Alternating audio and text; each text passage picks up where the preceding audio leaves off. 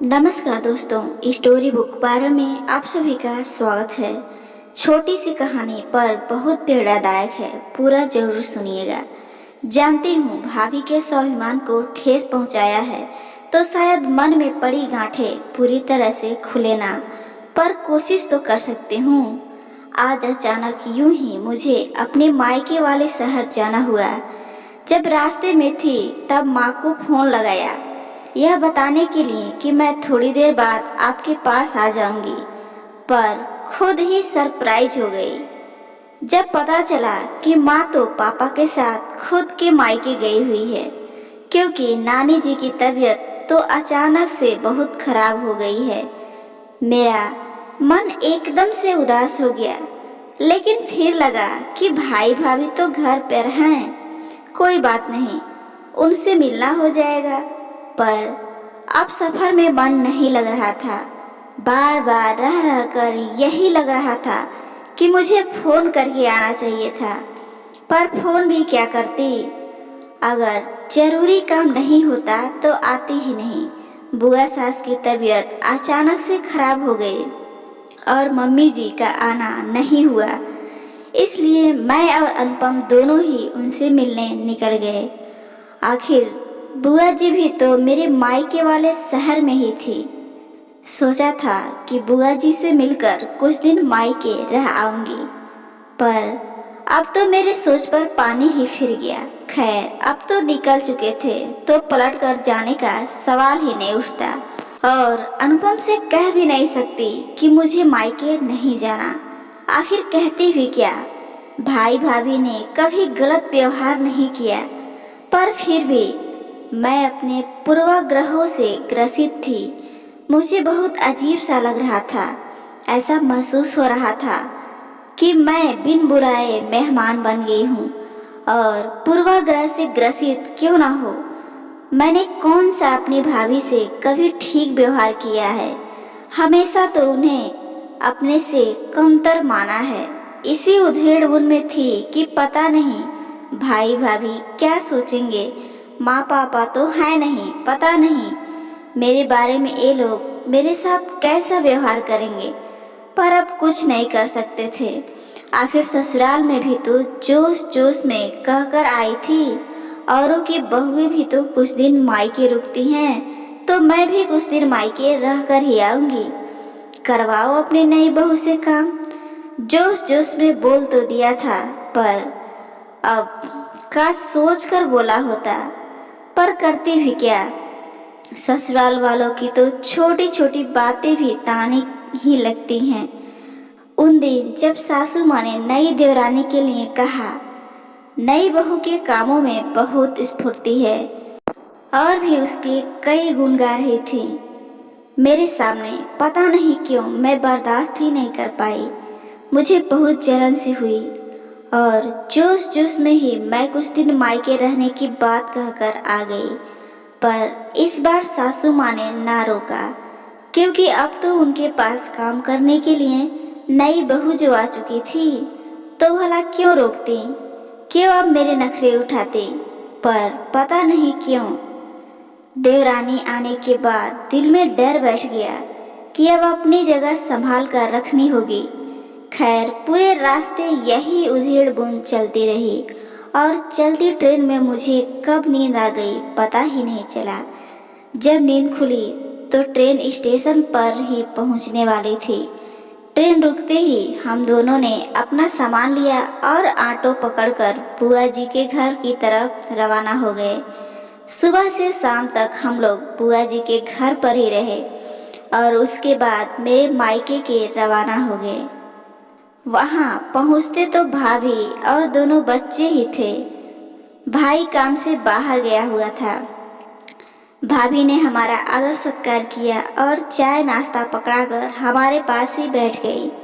वह मुझसे कम लेकिन अनुपम जी से अच्छे से बातें कर रही थी। सच मुझे बहुत बुरा लग रहा था। आज समझ में आ रहा था कि अगर माँ बाप नहीं रहे तो मेरा मायका ही खत्म हो जाएगा, क्योंकि भाई अकेला कब तक मुझसे बात कर लेगा। उसे तो काम पर भी जाना होगा, घर में तो भाभी ही रहेंगी ना। रह रह कर याद आ रहा था भाभी का वह हंसता खिलखिलाता चेहरा जो उनकी शादी के बाद था।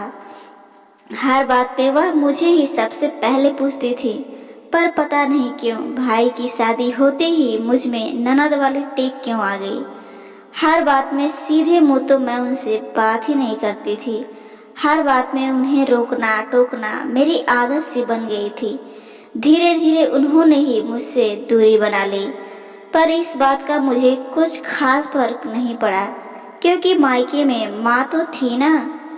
मैं तो वैसे भी जब भी मायके आती थी तो माँ के कमरे में ही बैठी रहती थी और मेरे सारे काम बैठे बैठे ही होते थे।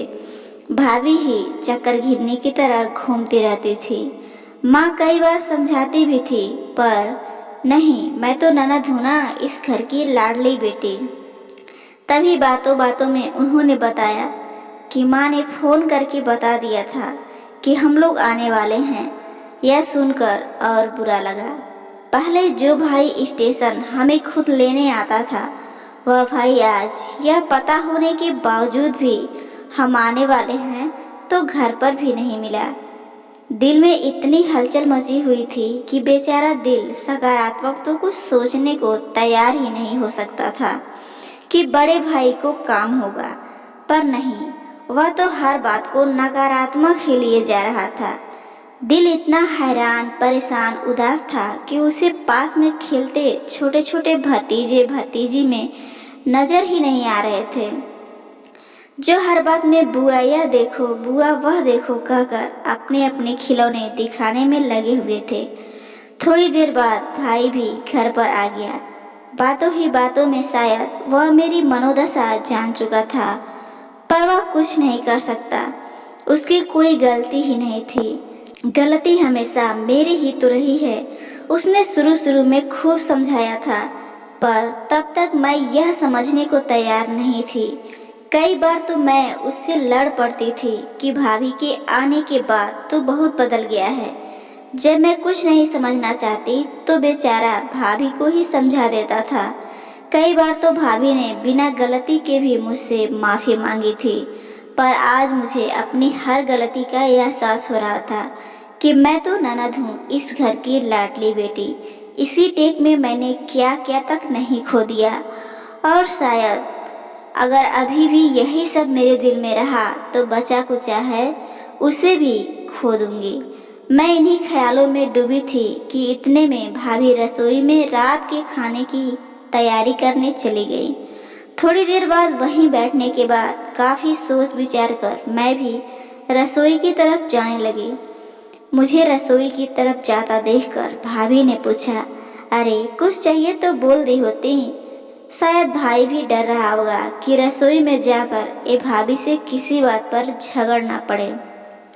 नहीं भैया, वो तो मैं यहाँ बैठी बैठी बोर हो रही थी तो सोचा भाभी की मदद कर दूँ। भाई एकटक मेरी तरफ देखता रहा, क्योंकि मुझसे उससे इस तरह के जवाब की उम्मीद नहीं थी। फिर उसने कहा, रहने दो, भाभी खुद कर लेगी, तुम आराम करो। शायद अब भाई को भी मेरे ऊपर भरोसा नहीं था, क्योंकि कभी ऐसा हुआ ही नहीं था कि मैंने भाभी की मदद की हो। उल्टा एक दो बार भाभी ने मदद के लिए कहा भी था, तो उसके लिए भी मैंने घर में काफ़ी हंगामा किया था। फिर मैंने हिम्मत करके कहा, कोई बात नहीं भैया, कुछ मदद ना सही तो भाभी से कुछ बातें ही कर लूँगी। मेरे पति अनुपम जी के सामने भैया ने ज़्यादा कुछ कहना ठीक नहीं समझा और वह चुप हो गए, और मैं चल दी रसोई की तरफ बचे कुचे रिश्ते को समेटने के लिए। जानती हूँ भाभी, मैंने आपके स्वाभिमान को ठेस पहुँचाया है, तो शायद मन में पड़ी गांठें पूरी तरह से खुले ना, पर कोशिश तो कर सकती हूँ। दोस्तों, ये छोटी सी कहानी आपको कैसी लगी ज़रूर बताइएगा, और हर तरह की पारिवारिक कहानियाँ रोजाना सुनने के लिए इस चैनल स्टोरी बुक 12 को ज़रूर सब्सक्राइब कीजिए। धन्यवाद।